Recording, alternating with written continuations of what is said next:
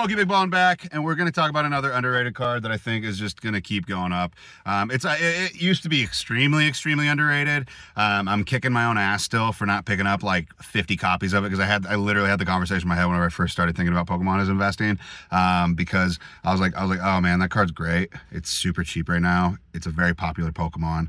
I bet it's going to go up like crazy, and I really wish I would have, because I would have made like 120x on it. And that card is the Gengar Trainer Gallery from, I believe, Lost Origins. And it is sick. I'll have it pop up here on the screen, but I love it. It's a great card. The colors are amazing. There's actually an error card version of it, if you are not aware, that is where it doesn't get enough ink, basically. And so Gengar actually looks like a light purplish blue, and so does the sky in the background, stuff like that. And so it's almost like his own, it's like his shiny version.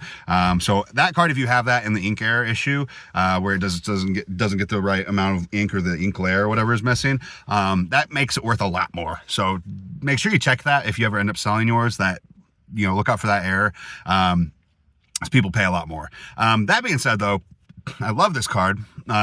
It was only like $2 back in 2024. $2. Maybe 2023, but like in 2024 it was not much more. It was like maybe between $3 and $5 a piece. And now that card, let's see, beginning of January of this year, it was sitting at $40, and then now that card is sitting at like 60, I think, somewhere between 60 and 65 bucks. It might be down a couple bucks right now, but like it's shot up, right? Can you imagine if I would have bought 50 of those? I would have paid, you know, for $2 a piece, I would have paid $100, which now would have been, you know, whatever, like 30 times that. Like I'd have $3,000 worth of Gengars for $100 if I would have bought them, right? So, something like that. Math might not be math, and I'm not a math guy.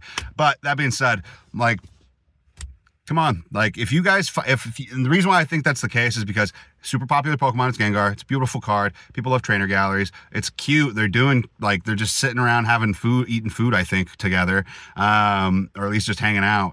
And I'm trying to remember what they're actually doing in the card, but you know, I don't even know what it is in a 10 right now, but if you have that card, you know, like it's a good time to sell it, but also I would say it's a good time to hold it too, because it's probably just gonna keep shooting up, because everybody loves Gengar. Those packs are getting more and more expensive to rip, which you never know. You don't even have a good chance of even getting it. And yeah, it's a great card. So that's another one that I think is really underrated. Would highly suggest picking one up if you can. It's a lot more expensive than it used to be, but you can get some decently priced ones if they're like, you know, a lower grade, like PSA 5, 6, 7. You can get them for a really like a reduced price, and they look great. And if you break it open, if you want, you could sell it raw for probably more, because most people don't care.